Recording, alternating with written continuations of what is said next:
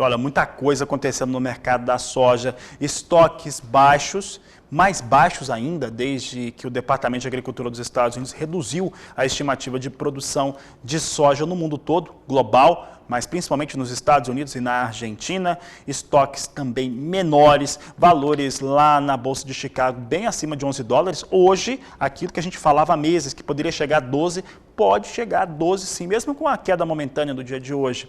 Quem no começo da semana conversou conosco e deu seu posicionamento a respeito de tudo isso que vai acontecendo no cenário da soja foi o André Nassar, da Associação Brasileira da Indústria de Óleos Vegetais, e ele conversou com Walter Pulga Jr. E os preços da soja dispararam no mercado internacional, sem contar que os preços aqui estão entre os mais altos, né, dos últimos anos. Eu tenho aqui André Nassar, presidente executivo da Biov, que vai comentar conosco sobre o comportamento do mercado. André, muito obrigado por ter recebido e aceito o nosso convite. Vamos falar sobre esses preços recordes. Já era esperado esse preço recorde para a soja nesse período aí? Já podemos considerar pós-pandemia? Walter, primeiro, muito obrigado pelo convite. É um prazer estar contigo aqui e com seus ouvintes aí conversando. Seguinte, esse ano ele é um ano de pandemia, então várias coisas diferentes e não previsíveis ocorreram, né? A primeira delas foi um movimento muito forte de exportação nos meses de abril, maio e junho, principalmente, quando a gente pega a série de exportação de soja, não só de soja, de óleo também, mas vamos falar da soja. O volume exportado nesses meses foi muito acima do normal e isso acabou gerando um problema de fluxo agora para o final do ano, né, que é na entre-safra. Além disso, a gente teve uma mudança de câmbio bastante brusca, né? Quando a gente pega esses preços altos da soja, 70% desse aumento é explicado, claro, tudo praticamente pela demanda internacional, mas é o câmbio que fez o preço em real subir tanto. Então, 70% do aumento do preço em real é explicado pelo câmbio. E, por fim, eu acho importante mencionar também, de uma forma até inesperada, agora, principalmente a partir de setembro, os preços em dólar em Chicago começaram a subir, por conta de uma comprovação de que os americanos vão virar essa safra 2021 com o menor volume de estoques que eles já tiveram nos últimos tempos. Então, isso fez o preço da soja subir, muito em função do aumento de demanda internacional. Então, assim, a pandemia gerou mudanças no mercado de soja que a gente não esperava, né? Não só no mercado de soja, no mercado de derivados também, mas quando a soja sobe de preço, evidentemente, o farelo de soja e o óleo de soja, que são os dois principais derivados, sobem da mesma forma.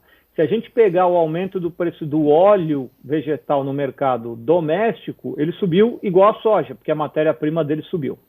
Agora vamos falar sobre a nossa produção.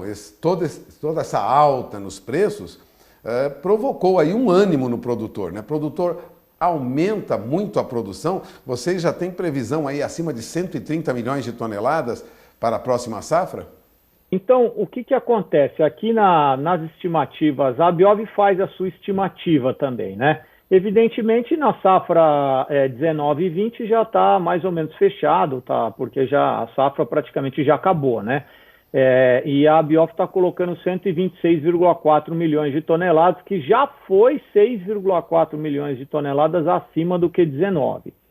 Nas estimativas para a safra 2021, nós estamos estimando, o último levantamento que a gente fez com os nossos associados, em 132,6 milhões de toneladas, que é também um volume consideravelmente maior. Claro que tem as questões aí de, provavelmente, necessidade de replantio por conta de atraso de chuva, então isso a gente vai ter que acompanhar. Mas, a meu ver, isso não vai ser suficiente para mudar o patamar da safra de soja. A gente ainda acredita que vai ser a maior safra da história, não só de produção de soja, tá, Walter? Também de processamento de soja no mercado interno. Esse ano foi ano de recorde e ano que vem a gente acredita que vai ser outro ano de recorde de processamento de soja. temos também um volume de exportação muito acima do normal, não, André? Qual é a perspectiva da Biov daqui para frente?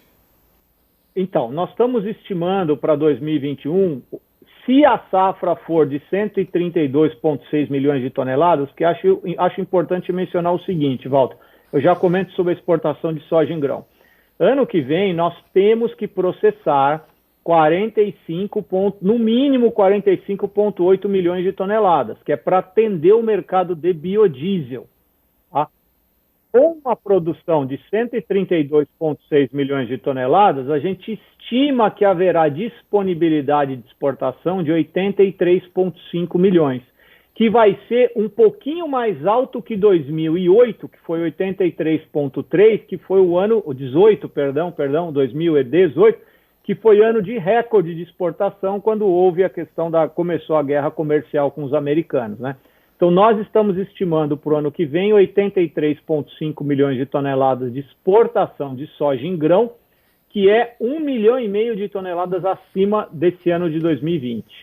Agora, recentemente, alguns analistas de mercado, jornalistas, divulgaram que algumas empresas já têm dificuldade para conseguir, vamos dizer, óleo de soja, para conseguir soja suficiente, principalmente empresas de produto de higiene e limpeza, dada a grande exportação do Brasil. Nós vamos ter um desajuste que pode, de certa maneira, preocupar a indústria brasileira? Não, então, eu acho que é importante, eu vou voltar agora para aquele comentário que eu já fiz anteriormente. O que aconteceu esse ano, né? O fluxo de exportação no primeiro semestre ele foi muito maior do que o normal, tá? Isso, evidentemente, faz com que o fluxo normal de processamento de soja no segundo semestre fique mais apertado.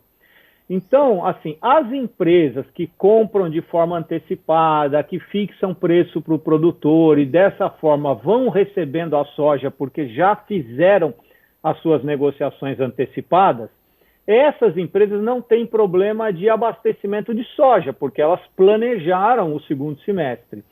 Agora, há empresas que deixam uma parte do seu volume para comprar no mercado spot, né? Comprar no mercado corrente, né? Mercado de balcão, vamos falar assim, vai? E aí, evidentemente, essas empresas estão com problemas para comprar, não por causa do volume, mas principalmente por causa do preço, tá? Então, assim, os preços estão muito elevados. Uma indústria que vai sair a mercado para comprar soja hoje, ela vai pagar um preço muito elevado, né? Então, o que acontece? Isso, claro, que se refletiu no mercado de biodiesel, conforme você falou. Não só do biodiesel, né? Do mercado de óleo comestível, né? Para consumo humano, que é mais ou menos 45% do óleo que a gente produz vai para consumo humano, 55% é para biodiesel e cerca de 15% um pedaço disso é exportação. Não fiz a conta direitinho, mas enfim. Então, o que aconteceu? No biodiesel, por conta do risco de abastecimento, foi feito toda uma negociação entre produtores, usinas, que é o caso das associadas da Biov, né? As distribuidoras de combustíveis e os órgãos governamentais, que é a ANP, Agência Nacional de Petróleo e o Ministério de Minas e Energia, e foi ajustada o mandato de biodiesel.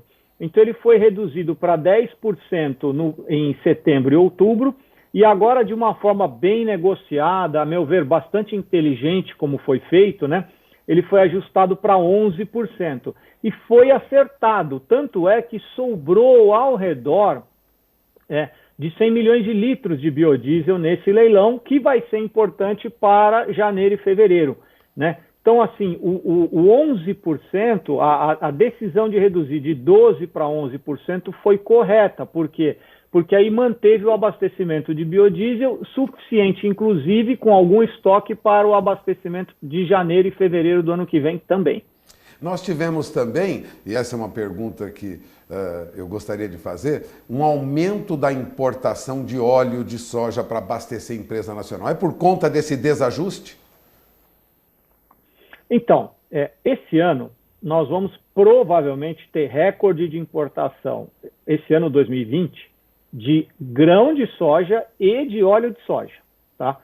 Por que a importação cresceu de óleo de soja? Óleos vegetais, vamos dizer assim, né? Principalmente. Por quê? Porque o mercado, o que aconteceu? Quando veio a pandemia, o mercado de food service, restaurante, ele praticamente desapareceu, né? Ninguém mais comia na rua, né? Ao mesmo tempo, a demanda por biodiesel também caiu, porque o diesel caiu, a demanda caiu o biodiesel. Então, nós tivemos, assim, 2 ou 3 meses, lá, abril, maio, junho, de baixa demanda por óleo vegetal. Tanto por conta do mercado de alimentação, quanto por conta do mercado de biodiesel. Bom, as empresas tinham processado muita soja. Conforme eu falei, esse ano de 2020 foi recorde de processamento. Esse óleo não tem como ser carregado, então ele foi exportado. Então, nós tivemos um volume de exportação de óleo que foi inesperado para nós. Por exemplo, no início do ano, a Biov estimava 600 mil toneladas de exportação. Nós vamos fechar de óleo de soja. Nós vamos fechar o ano com 1.100.000 toneladas de exportação. Essa exportação muito grande do óleo, que na verdade foi uma oportunidade de mercado lá em abril, maio, junho, acabou se transformando num problema agora para o final do ano. E isso está sendo parcialmente reposto com importação. No meu entendimento, é assim que funciona o mercado livre. Você exporta quando você está na safra e você importa quando você está na entre-safra. Lembrando, né, que nós vamos produzir 9 milhões de toneladas de óleo e vamos importar 150 mil toneladas. Ou seja, a importação ela é somente para abastecimento no momento de pico da entre-safra que a gente está vivendo agora. Soja é a mesma coisa, quer dizer, nós vamos produzimos 126,5 milhões de toneladas de soja e vamos importar em 2020 ao redor de 1 milhão de toneladas. Quer dizer, é muito pouco, é 1 milhão e 126 milhões. Ou seja, é só para socorrer mesmo num momento de oscilação. Exato. Assim, ó, só para lembrar, em 2019 a gente importou 150 mil toneladas de soja. Esse ano vai ser 1 milhão. Só que é 1 milhão e 126. É basicamente para socorrer agora no pico da entre-safra. Porque a safra nova de soja vai começar a entrar de meados de janeiro até início de fevereiro, ela já começa a entrar. Bom, você acaba de ouvir André Nassar, presidente executivo da Abiov. Agradeço, André, seus esclarecimentos. Bom, mercado continua firme para o Brasil, por isso que o produtor investe muito, né? Obrigado, Walter. Foi um prazer de novo ter essa conversa contigo. E assim, ano que vem é um mercado, acho que é um momento importante, tá? Só para a gente dar uma perspectiva rápida. Vai ser ano recorde de produção, ano recorde de processamento, produção de soja, processamento e, consequentemente, ano recorde de produção de farelo e de produção de óleo, né? Nos preocupa só os patamares de preço em dólar, Chicago, porque com o câmbio do jeito que está e Chicago do jeito que está, essa soja tende a ficar cara no Brasil, tá? E aí os derivados também, em 2021.